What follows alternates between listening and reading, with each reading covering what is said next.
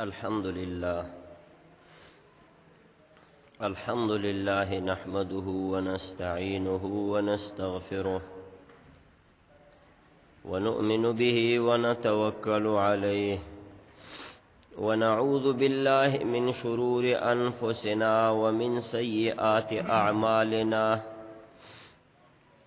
من يهده الله فلا مضل له ومن يضلله فلا هادي له ونشهد أن لا إله إلا الله وحده لا شريك له ونشهد أن سيدنا ومولانا محمدا عبده ورسوله أما بعد فأعوذ بالله من الشيطان الرجيم بسم الله الرحمن الرحيم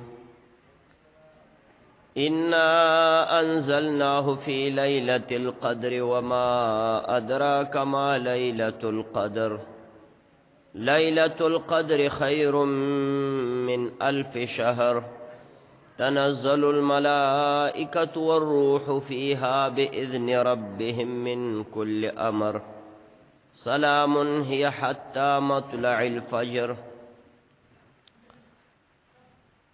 وقال النبي صلى الله عليه وسلم من صام رمضان إيمانا واحتسابا غفر له ما تقدم من ذنبه أو كما قال عليه الصلاة والسلام إن الله وملائكته يصلون على النبي يا أيها الذين آمنوا صلوا عليه وسلموا تسليما.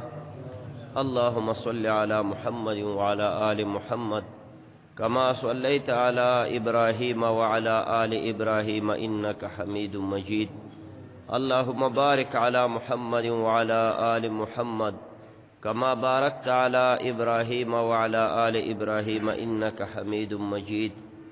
وصل وسلم كذلك على جميع الأنبياء والمرسلين وعلى كل ملائكتك المقربين وعلى أهل طاعتك أجمعين.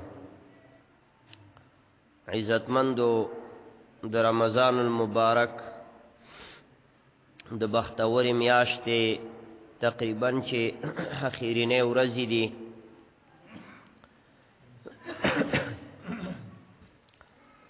او دا د الله پاک عظیم احسانو چې په منګ او تاسې باندې په خیر او عافیت سره او په سلامتیا سره دا میاشت تیره شوله او منګ او تاسې پکې د الله د رضا کولو دپاره روژې ونیوې او اکثره مسلمانانو پکې عبادات ترسره کړه.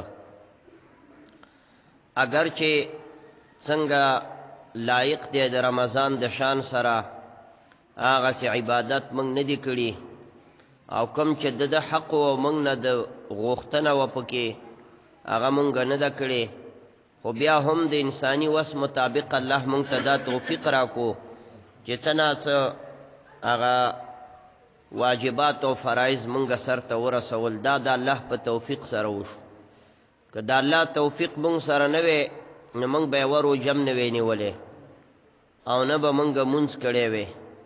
لکه حدیث کې راځي نبی علیہ السلام مبارک د خندق په غزا کې چې کله هغه خندق باندې کار کېدو نو مبارک به دا فرمایل چې ولولا الله ما اهتدینا ولا تصدقنا ولا صلینا. که چیرې د الله توفیق نه وی نو موږ ته به هدایت نه وی شوی، موږ به په هدایت برابر نه وی، او که د الله توفیق نه وی نه به موږ صدقې کړې وی او نه به مونځ کړی وی. دا هر څه د الله رب العزت په توفیق باندې چې مونږ ته دا وس راکو دا وشو. الله دې خپل دربار کې مونږ او تاسې نه قبول کړي. عزتمندو اخیری عشره کې د لیلة القدر پر رابطه مې درته تېره جمعه خبرې کړې وې چې په وروستۍ لسیزه کې دا کومه شپه را روانه د لیلة القدر او اوس تېره شوه تقریبا بیګای اخیرینه شپه و 29مه د لیلة القدر د شپې امکانات او احتمالات هغه تیر شو.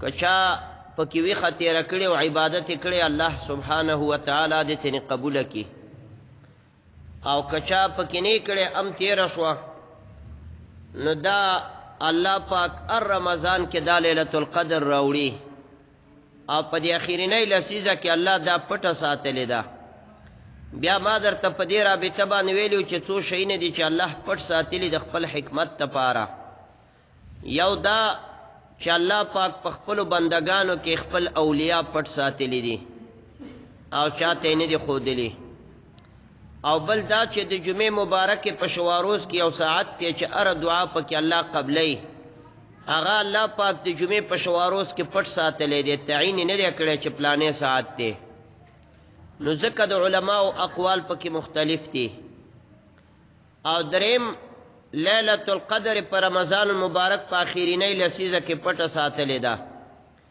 او څلورم اسم اعظم چې دا د الله په کلام کې شته دی او د اسم اعظم په برکت باندې چې هره دعا د الله نه وغوښتل شي الله یې قبلی هغه الله تعالی په قرآن پاک کې پټ ساتلی دی او د هغې په رابطه باندې مې بیا درته د سلیمان علیه السلام واقعا څه ناڅه بیان کړې وه چې سلیمان علیه السلام ته الله پاک د ټولې نړۍ بادشاهي او حکومت ورکړی و او پیغمبر د الله الله ورته پیریان او انسانان تابع کړي الله ورته درندگان او د هوا مرغان ارڅ تابع کړي نو سلیمان علیه السلام په زمانه کې یوه ښځه بادشاهینه وه د بلقیس په نوم باندې چې دیم بادشاهي کوله خو دا کافره وه او د نور عبادت یې کولو او سلیمان علیه السلام لا په دې باندې نو خبر دا علم ورته نو حاصل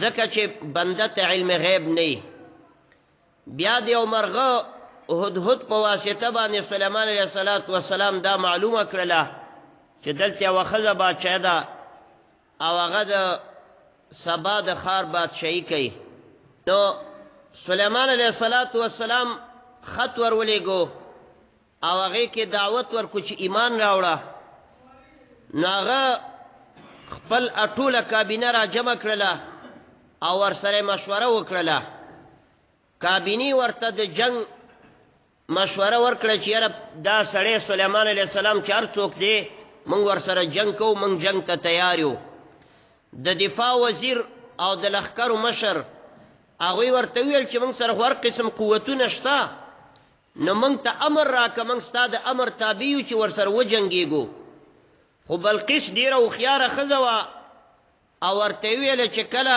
بادشاهان خپلو کې سره مخامخ شي د دوو ملکونو او جنگ شروع شي نو دا ملکونه فاسدی او عزتمن خلق پکې ذلیله کېږي په دې منځ کې نو په دې خاطر باندې جنگ نه خوښو دا هوښیاره ښځه وه چې خپل ملت دپاره او خپل قوم دپاره یې جنگ خوښ نه کړو کوم بادشاه او مشر چې د خپل ملت دپاره جنگ خوښوي دا احمق بادشاه نو بلقیس یې جنگ خوښ نه کړلو نو داسې یې وویله چې یاره ورځو دا بادشاه ګورو او د ده بادشاهي ګورو چې دا څه رقم سړی دی نو تمامه کابینه را جمع کړله او په طرف د سلیمان علیه السلام باندې په حرکت کې شو دلته سلیمان علیه السلام ویله چې د هغه تخت به ما ته څوک راوړي نو اول یو پیري ورته وویل عفریت من الجن چې زه به یې راوړم خو هغه ورته ویل دومره وخت کې به یې راوړم چې ته لا د خپل دفتر نه جګ شوی نه یې زه به یې درته راورسوم سلیمان علیه السلام ورته ویل دا خو ډېره موده ده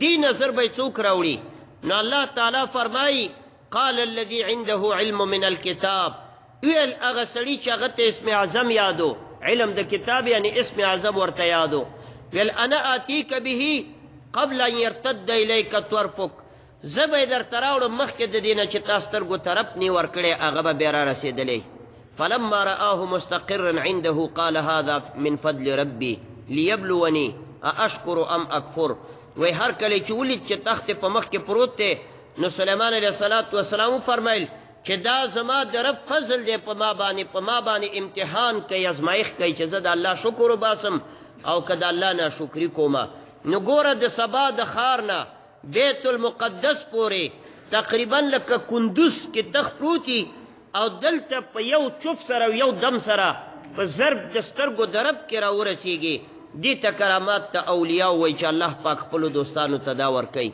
او پیغمبر ته دا معجزه ورکوي. نو تخت راورسو سلیمان علیه السلام ته چې د وحی په ذریعه معلومه شو چې دا ښځه سره د لښکر نه را روانه ده، نو ویل یو دوه امتحانه پې کو، دې خو ډېره بادشاهي کړي، ګورو چې دا هوښیاره ده او که قمقله ده.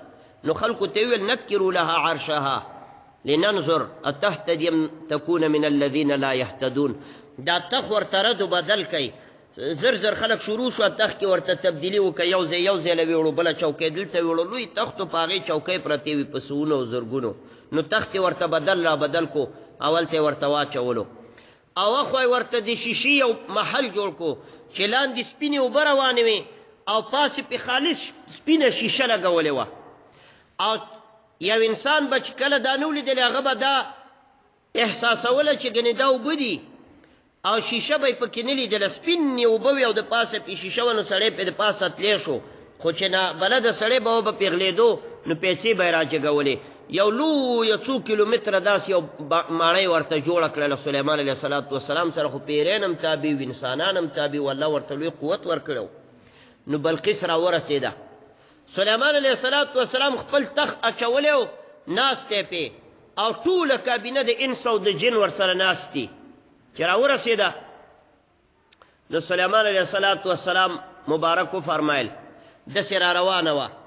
نو چې راورسېده د دې طرف باندې، نو هغې دا ګمان وکړلو چې دا اوبه دي. الله رب العزت فرمایي فلم قیل لها ادخل الصرح، ویل راننوځه دې ماڼۍ ته. فلما رأته حسبته لجة، هر کله چې هغې ولیدله ګمان یې وکړو چې دا د اوبو یوه چپه ده. وکشفت عن ساقیها، او دا دغه یې جګې کې پیسې داسې جګې کې ویل چې اوبه دي ورګډېږم پکې. وقال هذا قصر انه قصر ممرد من قوارير. سلیمان علیه السلام ته ویل پیسې مه جګوئ، وزیرانو ټولو ته ویل دا شیشه ده، دې کې ستاسو خپې نه لمدېږي. نو هغه ځان پورې خړه شوله بلقیس، ځکه چې د کم علمۍ او د کم فهمۍ ثبوت یې ورکړلو. نو چې راله شیشه باندې را روانه وه، نو په دې وخت کې هغه د ناکامۍ احساس ځان سره وکړو. بیا چې راله ویل اتخ ورته وښیې، ویل اهکذا عرشکې، ستا د تخت صفت چې موږ اورېدلی هغه داسې دی که بل رقم دی؟ چې ویې لیدله چې دا خو همغه دی. ویل انه هو، بالکل یقینا دا همغه دی. واوتینا العلم من قبل وكنا مسلمین. ویل تا اسې موږ باندې امتحانات وکړه صاحب، ما له پخوانه معلومه وه چې ته د الله پیغمبر او موږ تا ته تابعدار راغلي وو او موږ اسلام قبلونکي یو، موږ ستا هر څه منلي دي. که ته د الله رسول نه وې، یو بادشاه په دې باندې نه توانېږي چې دومره زر زه لا نه یم را رسېدلی او تخت مانه مخکې را رسېدلی دی. نو موږ ته دا علم و چې واقعي ته د الله پیغمبر یې. نو دلته یې ایمان راوړلو. الله فرمایي وی قالت رب انی ظلمت نفسی واسلمت مع سلیمان لله رب العالمین. ویل ای رب ما چې څه کړي دي ځان سره مې ظلم کړی او دې نه ایسته مې د سلیمان علیه السلام سره یو ځای په رب العالمین باندې ایمان راوړو، د ده په لاس مې بیعت وکړو، مسلمانه شوله. الله رب العزت فرمایي دا چې تر دې دمه پورې نه مسلمانېده او په خپل ځای کې بادشاهي کول او کفر یې کو، دا څه وجه وه؟ الله وی وصدها ما كانت تعبد من دون الله انها كانت من قوم کافرین. دوه شی نو دا د ایمان نه بنده کړې وه. یو دا چې د غیر الله عبادت یې کو، یو څوک چې غلط کار باندې مبتلای، په یو لوی ګناه کې مبتلای، الله هدایت ورته نه ورکوي. ګورې دا یاد ساتئ، دې آیات نه دا معلومیږي. یو سړی غلا کې لګی دی، یا زنا کې لګی دی، یا لواطت کې لګی دی، العیاذ بالله، الله ورته د ایمان او د نیکو اعمالو توفیق نه ورکوي هغې پورې چې څوی توبه نه ایستلي. الله وی وصدها ما كانت تعبد من دون الله. د ایمان نه دې خبره بنده کړې وه چې دې د الله نه ما سوا د بل چا عبادت کو، نو هغې د ایمان نه بنده کړې وه. الله ورته ایمان نه ورکو. د نیکو اعمالو توفیق اله میلاویږي چې انسان د ګناه نه په صدق دل سره توبه وباسي، نو الله به د نیکو اعمالو توفیق هم ورکي، بیا نیک اعمال کوي. یو دا. دویم دا الله وی انها كانت من قوم کافرین. دته ځکه د ایمان توفیق نه کېدو چې دا په یو کافر قوم کې اوسېدله، بېدینه قوم په منځ کې چې څوک اوسېږي هغه ته الله د نیکو اعمالو توفیق نه ورکوي. دې نه علماو لیکلي چې هر مجلس تاثیر لري. که یو سړی دینداره دی خو فاسقانو منځ کې ګرځي، د شرابینو او قماربازانو منځ کې ګرځي، دې دینداره ته الله د نیکو اعمالو توفیق نه ورکوي، دا ورسره همغسې کېږي. انها كانت من قوم فاسق کافرین دا په یو کافر قوم کې وسیدله نو ځکه دته د ایمان توفیق نه کېدلو چې کله صحیح ځای ته راله الله ورته د ایمان توفیق ورکړلو سلیمان علیه السلام ته چې راله نیکانو خلکو سره یو ځای شوه الله د ایمان توفیق ورکړو بادشاهي په خپله بادشاهي پاتې شوه او بیا پکې روایت مختلف دي چې بیا مخکې څه وشو قرآن پاک د هغې نه ساکت دی خو مطلب د ایمان توفیق ورته الله اله ورکړو چې د نیکانو خلکو سره ملاو شوله نو که غواړئ چې تاسو ته د نیکو اعمالو توفیق ملاو شي نو د نیکانو خلکو سره به کښېنئ بدانو نه به خپل روابط کټ کوئ تاسې حدیث نه دی اورېدلی د بخاري شریف پیغمبر علیه الصلاة والسلام مبارک فرمایي و یو سړی و یو کم سل مړي کړي یو کم سل مړي او یو وارې د توبې اراده راله چې یاره توبه وباسم یو پیر صاحب ناستو او ذکر او وظایف کول په خپله خانقاه کې ناست دغه عابد ورغې ورته ویل پیر صاحب زه غواړم چې الله ته توبه وباسم یو کم سل مړي مې کړي الله به مې معاف کړي پیر صاحب چونکې علم نه و کړی صرف طریقې او وظیفې پخې کړې وې علم ورسره نه و ویل یو کم سل مړي دي کړي او تا به خدای وبخي والله که دې خدای وبخي ته به ډایرکټ جهنم ته ځي ویل الله مې نه بخي ویل نه ویل ښه نو ودرېږه چې ستا کار م وکړمه چې سل خو پوره کم تورې راوویست هغې نه یم سر غوڅ کو دا حدیث بخاري او مسلم دواړو راغستی هغه نه یم سر غوڅ کو سل مړي پوره که هغې نه وروسته یو عالم ته ورغې چې هغه عالم مو او طریقت والا مو صحیح کامل انسانو هغه ته چې ورغې ویل صاحب سل مړي مې کړي دي د الله په قانون کې ما دپاره څه دي خو اوس مې په صدق دل سره د توبې اراده ده هغې عالم ورته وویل چې ستا په صحیح صدق دل سره د توبې اراده ده الله به تا وبخي او الله به دې معاف کړي ویل الله رب العزت به مې معاف کړي ویل او ویل ښه توبه وباسم د عالم په لاس یې بیعت وکړو توبه یې ویستله چې ویستله خو عالم ورته ویل شرط به دی چې بیا به هغه ځمکه کې نه اوسېږي کومه ځمکه کې دي چې قتلونه کړي د ګناه ځمکه کې به نه اوسېږي ځکه کوم ځای کې چې ظلم شوی کومه خاوره باندې چې ظلم او ګناه شوي هغه خاورې کې هم د ګناه تاثیر ګډوډ شوی او کوم ځای کې چې ډېر عبادت شوی لکه دې جومات کې اوس دا معتکفینو شپه ورځ تلاوتونه وکړه نو دلته برکات او انوارات راورېږي دلته عبادت ډېر ښه قبلیږي کوم ځای کې چې ډېر عبادت شوی هلته عبادت په نسبت د نورو ځایونو باندې ښه قبلیږي ویل ته به پلانۍ ځمکې ته لاړ شي هلته نیکان خلک د عبادتونه د الله کوي ته به ورسره یو ځای شي عبادت پکې هغه د قتل ځمکه به نوره پرېږدې قاتل ویل صحیح ده دا خبره منم لاړو روان شو توبه یې ویسته او ژړا او فریاد او هغه د نیکانو خلکو ځمکې په طرف باندې روان شو لاره کې ورته مرګ راغی مړ شو بس دغه وخته پورې د ده پوره وه الله ته روح واغست چې مړ شو د جهنم ملایکې م رالې د جنت ملایکې م رالې د دواړو پلانجه وه د دوزخ ملایکو ویل دا جهنم ته کش کو دا خو قاتل دی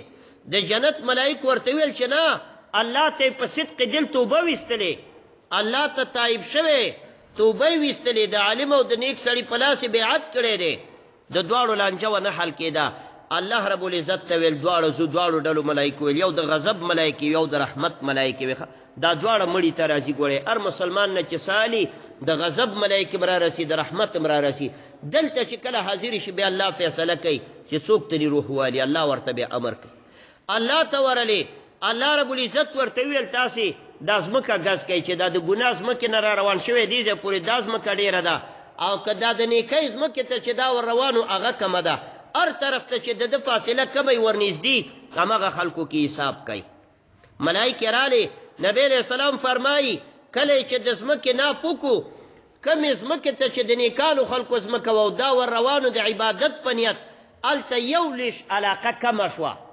ورنږدې یو لیش په نسبت سره د ګناه ځمکې ته الله ورته ویل ځای جنت ته داخل کوي الله رب العزت بندگانو باندې رجوع کوي الله کریم ذات دی خو چې بندگان په صدق سره الله سبحانه وتعالی طرف ته متوجه شي نو عزتمندو دا یو بهترینه میاشت وه دا د برکتونو میاشت وه دا هغه میاشت وه چې نبی علیه السلام فرمایلي چې اوله رحمة واوسطه مغفرة واخره عتق من النار اول لس ورځې د رحمت دي او منظومه لس ورځې دا د مغفرت دي او اخرینی لس ورځې د عتق من النار د دوزخ نه د ازادېدو ورځو دي او دا درې واړه حصې په موږ او تاسې باندې تېرې شوې عزتمندو نو ډېره برکتونو والا میاشت وه او دا هغه میاشت ده چې الله تعالی په قرآن پاک کې صفت کړی دی شهر رمضان الذي انزل فيه القرآن.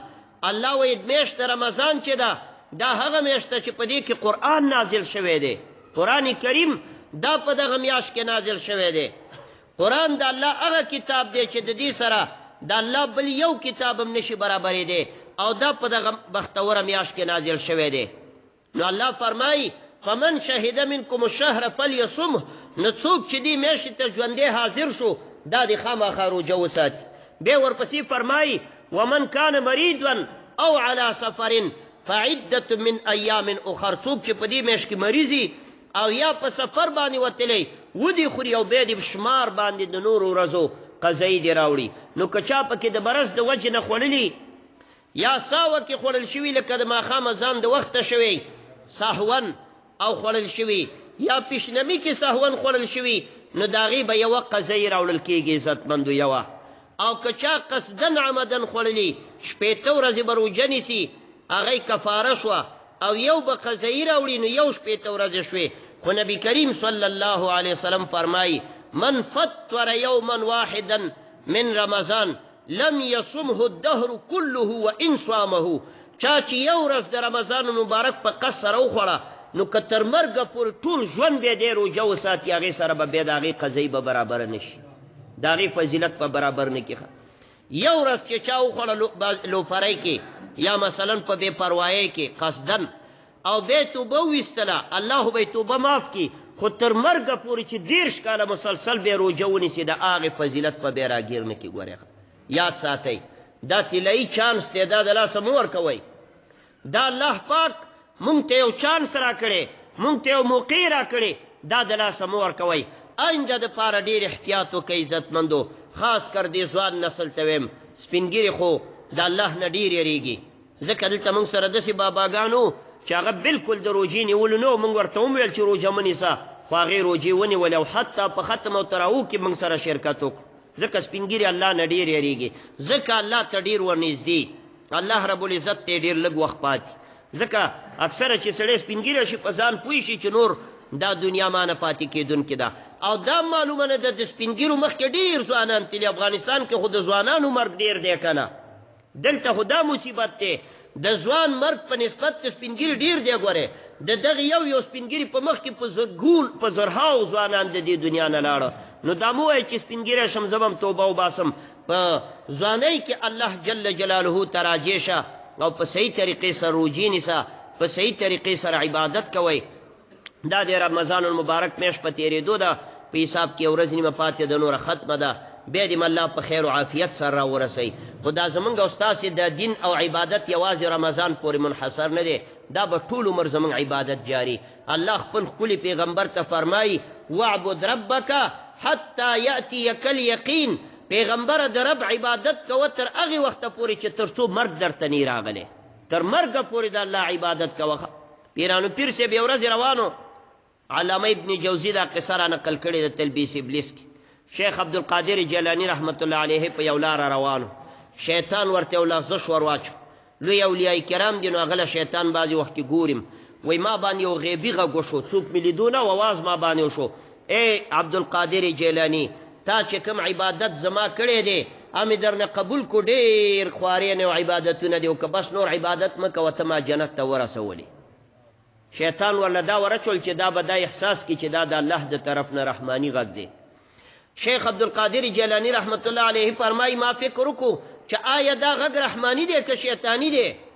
وایي ما قرآن کریم ته فیصله ویوړله چې ودرېږه قرآن څه وایي چې قرآن کریم مې راواړو ځان سره مې مطالعه کو دې آیات ته راورسېدم چې الله خپل ښکلي پیغمبر ته وایي چې تر څو درته مرګ نه راغلی زما عبادت پکې. نو وایي ما مخ ور واړو چې شیطان لعینه ومې پېژندې زمونږ ښکلی پیغمبر چې زمونږ سردار دی د ټول انسانیت هغه ته الله اجازه نه ورکوي چې بس ته نور عبادت مه کوه قبول شو نو ما ته څنګه اجازه راکوي ته شیطان خبیث. وایي بیا بله لمسه راواچوله وایي راته وویله چې پیرانو پیره تا غوندې ډېر شیخان او پیران ما تېرېستې دي خو تا د علم په طاقت مانه ځان بچ کو که علم دې نه وی کړی او خالي پیر وې اوس مې تېرېستی وې. وایي دی بله لمسه راواچوله وایي ما ورته نه د علم په وجه نه د الله په فضل زه د تا نه بچ شومه الله د تا نه بچ کما. دا د الله په توفیق سره انسان د شیطان نه بچ کیږي. یعنی شیطان خو ډیر خبیث دی. نبی علیہ السلام فرمایي ان الشیطان یجری فی بدن الانسان مجرى الدم. شیطان د انسان په بدن کې داسې ګرځي را ګرځي لکه وینه چې رګونو کې ګرځي. د وینې سره یو ځای ورخلط دی، وینې سره یو ځای. نو عزتمندو د شیطان به نه منئ. اوس دا د اختر شپه ورځ را روانه ده، انشاءالله الله دې په خیر سره په موږ او تاسې راولي. دا یو د خوشحالۍ شپه ده. دې کې موږ ته شیطان څه وایي؟ موږ ته شیطان دا وایي چې یاره ګواهي ورکول شو نو ټوپک راواله او ښه ډزې وکړه، خوشحالۍ اظهار وکړه. ډېر ځوانان ډزې کوي او په دې عقوبت پې نه دي خبر چې دا کارتوس چېرته غورځېږي. نو د هغه په کارتوس باندې بعض ځای کې مړی وشي، بعض ځای کې پې سړی زخمي شي او چېرته پې مسلمان ته تکلیف ورسي او که نور هېڅ ونه شي. نو دا کم کارتوس چې ځوان والوځو او بغیر د ګټې نه، نه د دنیا ګټه شوه نه د آخرت، او هغه د 2 روپو کارتوس یې والوځو، دغې ته اسراف وایي او دې ته بزر وایي. زمونږ په کتابونو کې الله فرمایي ان المبذرین کانوا اخوان الشیاطین. یقینا اسراف کوونکي چې دي دا ورونه د شیطانانو دي. الله وایي اسراف مه کوئ، مال فضول مه الوځوئ. 1 روپۍ فضول الوځول او خرج کول دا هم ګورې ګناه ده. دا یاد ساتئ، داسې به نه ویل چې دا زما پیسې دي کې شا څه کار دی. که یو مسلمان یو لسګون را واغستو او نیرلی گزار کو، ولی ته گزار کو او تنې روان شو، قیمت کې به الله د دې پوښتنه کوي. ګورې ښه دا هم ګناه ده. که ته وایې دا خو زما خپله روپۍ وایم یا یې ورته واچو، نه، دا مال تا سره د الله امانت دی.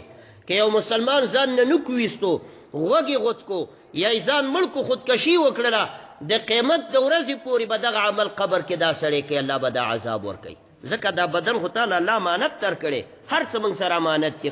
دا زمونږ بدن هم امانت دی. دا ګوتې دا غوږونه الله وایي د دې به حفاظت کې. که مریض شوې ډاکټر ته به ځې، ځان باندې به درد نه تیرې، د دې بدن حفاظت به کې چې عبادت دپاره رډي. دا نه چې ته بدن ختم کې.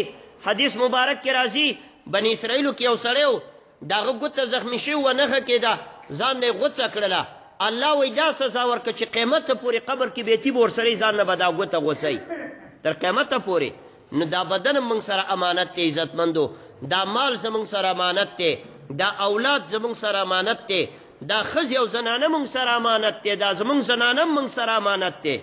رسول الله صلی الله علیه وسلم د حجة الوداع په موقع باندې په عرفات میدان ولاړو او دین وروسته دنیا نه نور فانی کېدلو. الیوم اکملت لکم دینکم، دا آیاتونه پې نازل شو چې پیغمبر دین پوره شو. کم مقصد دپاره چې ته راغلی وې اسلام هغه نور پوره شو. دین وروسته نبی علیه السلام 2 میاشتې او 21 ورځې ژوندی و، یعنی 80 ورځې بیا ژوندی و، بیا دنیا نه فانی شو. نو نبی علیه السلام چې پوه شو چې نور دنیا نه زه ځم او اخري آیاتونه په ما نازل شو. د عرفات میدانو او ډېر صحابه کرام د 1 لکو نه زیات صحابه ورته میدان کې ناست. نبی علیه السلام اوږد تقریر وکړو. په هغه تقریر کې او هغه خطبه کې دا وفرمایل چې ای زما امتینو، ای د الله بندګانو، دا کومې زنانه چې تاسو سره کورونو کې دي دا د الله امانت دی، تاسو ته یې درکړی دی او د الله په نوم تاسو ته حلال دي. بکلمت الله، د نکاح ځای کې د الله نوم علي که نه علي، د الله نوم والي، نو دا تا ته د الله په نوم حلاله شوه. نو د دوی په رابطه باندې د الله نه ویریږئ. دا ټکې به رسول کریم صلی الله علیه وسلم بار بار کوخه. او خطبه حدیثو کې ما لوستې ده. نورې خبرې به یې وکړي، سود له به لاړو، رشوت ته به لاړو، د مسلمان وینه مو تویوئ. دا مو کې بیا به د زنانو موضوع راتا وکړله. بیا به نبی علیه السلام ویل زنا مه کوئ، غلا مه کوئ، د چا مال بې ځایه ونه خورئ. بیا به د زنانو موضوع ته راغی. یعنی دې موضوع ته ډېر جدیت ورکړلو، ځکه دې باره کې اکثره خلک لاپروا دي، بې پروا دي. او دی وجه نه زموږ اسلام کې د زنانو حقوق ډېر په پابندۍ او تاکید سره بیان شوي دي. دا نه چې اسلام د زنانو حقوقو ته نه ګوري. د الله پیغمبر اخري وخت کې ګوره د زنانو په رابطه باندې دومره جدي حکم خپلو امتیانو باندې ورکړلو. نو عزتمندو دا هر څه موږ سره امانت دی. دا پیسې موږ سره امانت دی. دا چې په کارتوسو باندې څوک الوځي بې ځایه، د دې به الله پوښتنه کوي. دا صدقه کوي، یو فقیر ته ورکوي، یو یتیم ته ورکوي، یو ښځې باندې ولګوئ. بې ځایه پیسې او بې ځایه مال مه مصرف کوئ. دا یو. دارنګې نور فضولیات پکې مه کوئ، شریعت نه خلاف کارونه. خو الحمدلله زمونږ او ستاسې دا وطن ښه دی او دې کې هغه شیونه نشته. نورو ځایونو کې کابل کې یا پاکستان او اسلام آباد یا نور اسلام ملکونو کې دې اخترونو کې قمارونه کوي، جوارینې، زناګانې، عیاشي، نر او ښځې یو ځای ګډېږي سره. پاکستان کې هم ډیر وخت تیر کړي فلانی بابا میله ده او کاکا صاحب میله ده وقا بابا میله ده یعنی د الله هغه اولیاء او نیکان خلک چې زیارتونه پې جوړ شوي هغې نه به یې د عیاشۍ او د زنا ډې جوړې کړې وې دې اخترونو کې هغه خلک دا شی نه کوي زمونږ او ستاسې ننګرهار الحمدلله د دین او د اسلام کور دی دا د علم او د عرفان او د پوهې مرکز دی ګورې دلته خلک پوه دي د خلکو په اسلام باندې سرونه خلاص شوي زمونږ خلک د اسلام سره ډېر کلکې اړیکې لري خلاف شرع کارونه نه کیږي نورو ولایتو کې نوروز میلې نمانځل کیږي د حمل په اول حالان چې تمامو فقهای کرامو لیکلي چې چا د نوروز میله ونمانځله دا د ایمان نه خارج شولو ځکه چې رسول الله صلی الله علیه وسلم مدینې منورې ته لاړو نو هغې خلکو د نوروز په ورځ میله جوړه کړې وه جشن نمانځلو د نوروز او د مهرجان د مني اولې ورځې ته وایي نوروز د پسرلي اولې ورځې ته وایي دا دواړه میلې نمانځلې نبی علیه السلام مبارک خلک راوغوښته صحابه وایي دا ستاسو وطندار څه کار کوي مدینې منورې ته نبی علیه السلام تازه تللی او نابلده و وایي دا مدینه کې څه قصې دي دا میلې چې جوړې دي او خلک ځي ویل یا رسول الله دا خو دوه میلې دي که نه یو نوروز دی بل مهرجان دی دا د جاهلیت زمانه کې به دوی نمانځل اوس هم موږ ته دا رواج را پاتې دی رسول الله صلی الله علیه وسلم ورته وفرمیل زه تاسو د دې میلو نه منې کوم د الله پیغمبر چې چاته وایي زم ترې منې کوم او بیا یې هغه شمالین کوي نو دا به مسلمان شو که د ایمان نه خارج شو نبی علیه السلام وفرمیل زه تاسو د نوروز او د مهرجان نه منې کوم دا د مجوسو اختر دی مجوس هغه چاله وایي چې د اور عبادت کوي آتش پرست ایران کې اوس هم مجوس ډېر زیات کې دا میلې د ایران نه راغلي دا نوروز د افغانستان عنعنه نه ده دا دروغ وایي دا وطني عنعنه دا د ایران عنعنه ده او د فارس او د کسرا د مجوسو نه راغلي د افغانستان عنعنات ټول اسلامي دي الحمدلله د دې ځای کلتور ټول د اسلام سره برابر دی خلاف اسلام کلتور په افغانستان کې بالکل نشته دی نو نبی علیه السلام ورته وفرمیل قد ابدلهم الله تاسو ته نوروز او مهرجان بدل کو په دوو اخترونو باندې چې یو وړوکی اختر دی عید الفطر او یو لوی اختر دی عید الاضحی دا دوه اخترونه د هغې په ځای باندې راله نو موږ او تاسې اختر باید په شرعي طریقه سره ونمانځو په اسلامي طریقه او د اختر نه وروسته موږ او تاسې د الله عبادت وکړو دا نه چې روژه تېره شي او جوماتونه تش شي بیا دوه کس هم جمع کړي دا معتکفین هم بیا مانځله نه راځي ما دا لیدلي دي او پېښور کې به چې زه ومه نو اعتکاف والا خو به دا ځوانان هلکان وګڼه اختر به تېر بیا به مې نه لیده میاشت پس به مې چې ویلو والکه چېرته وایي تاسو خو هر څه پرېښودله اعتکاف سره لکه چې تاسو پوره شوئ مقام له ورسېدئ ما درته وویله چې تر مرګه پورې زمونږ او ستاسې عبادت د الله به کوو 5 وخته مونځ به کوو او دارنګې روجې چې راشي روجې به نیسو د الله او د رسول احکام به په ځای کوو او دنیا به هم کوو د دنیا کار به هم کوو الله موږ داسې نیو مامور کړي چې 4 ساعته ما له جومات کې ولاړو سنا بس 5 وخته مونځ یې راله راکړی 5 وخته په جمع مونځ کوئ نو ټوله ورځ د دنیا کارونه کوئ خو دا چې ته 5 وخته مونځ هم ورله پرېږدی او فرض مونځ هم نه کوې یا روجې هم نه نیسي نو بیا د الله په ګرفت کې موږ او تاسې راځو الله دې موږ او تاسې ته عمل راکړي او الله دې زموږ او ستاسې دا ټول عبادتونه چې مسلمانان وکړه دا دې قبول او منظور کړي درود شریف په شوق سره ولولئ اللهم صل على محمد وعلى آل محمد كما صليت على إبراهيم وعلى آل إبراهيم إنك حميد مجيد اللهم بارك على محمد وعلى آل محمد كما باركت على إبراهيم وعلى آل إبراهيم إنك حميد مجيد الحمد لله رب العالمين حمد الشاكرين والعاقبة للمتقين والصلاة والسلام على رسوله محمد وآله وأصحابه أجمعين الله په دې خبرو باندې موږ ته عمل راکړي الله زموږ صغیره او کبیره ګناهونه موږ ته معاف کړي الله د ټولو مسلمانانو روژې تراویح عبادتونه اعتکافونه خپل دربار کې قبول او منظور کړي الله ستا څومره بندګانو چې تا ته روژې ونیولې او موږ ونیولې کما حقه موږ د دې حق نشو ادا کولی ستا د خدایي سره ستا د عظمت شان او د لویۍ سره چې څنګه عبادت لایق او مناسب دی د هغې زرمه حصه باندې موږ ستا شان نشو نمانځلی ستا د شان عبادت او ستا شان ته عاجزي کول موږ کما حقه نشو کولی خو دغه عادت په طریقه باندې مو کو الله تم د عادت په عبادت باندې قبول او منظور کړي الله ته موږ نه دا بیکاره روژې موږ نه دا ټوټه پوټه عبادت او دا کمزورې عبادت خپل دربار کې قبول او منظور کړي الله زموږ په ټولو اعمالو کې اخلاص او للهیت راولي الله د مسلمانانو د اعتکافونه هم قبول او منظور کړي الله کوم مسلمانانو چې ليله القدر په شپه باندې شپې ویښې تېرې کړي هغه هم ته قبول او منظور کړي الله صدقة الفطر او سرسایي پیشنمي ماښامي افطاري که چا بل مسلمان باندې یو ګوټ اوبه څکلي کجورې پې خوړلي یا روژه ماتې پې کړې الله هغه ټول خپل دربار کې قبول او منظور کړي الله زموږ نارینه او زنانه دیندار او قرآن خوانه کې الله زموږ ځوانان په دین باندې برابر کې زمونږ په زنانه او نارینه باندې دنیا او آخرت کې د حیا پردې راواچې په ورځ د قیامت باندې په 18,000 قومه کې رسوا او شرمنده مکې، په ورځ د محشر باندې په اور د دوزخ باندې ومسوځې. الله د کفارو پورې موږ رسوا مکې چې کافران پیغور راکړي چې تاسو خو روجیم نیولې، تاسو خو کلمې ویلې، منځونه هم کول او دوزخ کې موږ سره یو ځای پراته. الله دې حالت نه مو ساتي. الله د کفارو پورې رسوا او شرمنده مکې. الله زموږ ټول عبادتونه دربار د قبولیت ته ورسې. الله رب العزت زمونږ دا څومره سپینګیري او مشران چې دي ډېر عمر ورته نورم د نیکو اعمالو دپاره ورکړي. الله زمونږ دا نوجوانان ځوانان دا رب العزت د دین نوی بوزغلی دی، الله دوی ته هم ډېر اوږد عمرونه ورکړي. الله دوی د شر د ظالمانو نه په امان کې وساتي. الله د آخرې زمانې د فتنو او د شر فساد نه موږ په حفاظت کې وساتي. الله افغانستان کې صلح او امنیت راولي، افغانستان کې عافیت او قلاري راولي، په ټول عالم اسلام کې صلح او قلاري راولي. الله جنگونه او قتلونه او خونریزي او وینه تویدل ټول کفري ملکونو ته ویسي. الله کوم ملکونو چې موږ ته دلته جنگ جوړ کړی او موږ خپل مابین کې سره اړم کړي و، الله هغه کفار خپل مابین کې سره په جنگ اخته کې. الله وایرسونه او کوروناګانې امریکا وروسته ورولي. الله چین او ایران او د هندستان او کفري هیوادونو ته ورولي. الله عالم اسلام د دینه په امان کې وساتي، افغانستان د دینه په حفاظت کې وساتي. د افغانستان د مسلمانانو په حال باندې رحم وکي. الله د افغانستان د ځوانانو په حال رحم وکي. الله د افغانستان د ځوانانو وینې تویدل بند کړي. د افغانستان ځوانان ټول په کلمه د توحید باندې او په صراط مستقیم سره په یو ټغر باندې کینې. د افغانستان د ځوانانو د مشرانو د سپینګیرو ذهنونه خلاص کړي چې خپل مابین کې سره فهم ته ورسیږي او د الله په دین باندې سره راجمع کړي. الله زمونږ په دې وطن کې شریعت غرای محمدي نافذ کړي. الله عادلانه قرآنی حاکمیت مونږ ته راکړي. افغانستان په معنویاتو باندې مباد کړي او په مادیاتو باندې مباد کړي. افغانستان په دین باندې آباد کړي او په پیسو او په دولت او تجارت باندې مباد کړي. افغانستان د دین یو قوي مرکز وګرځي. الله زمونږ دې وطن ته استحکام ورکړي، زمونږ دې وطن ته قوت او ثبات ورکړي، زمونږ دا وطن په دین باندې ودان کې. د صحابه کرام او د عمر فاروق صاحب غوندې شریع عدالت دلته حاکم کې. زمونږ مشران نیکان کې، زمونږ مشران تقوادار کې. الله دا کلی او دا علاقه په دین باندې ودان کې.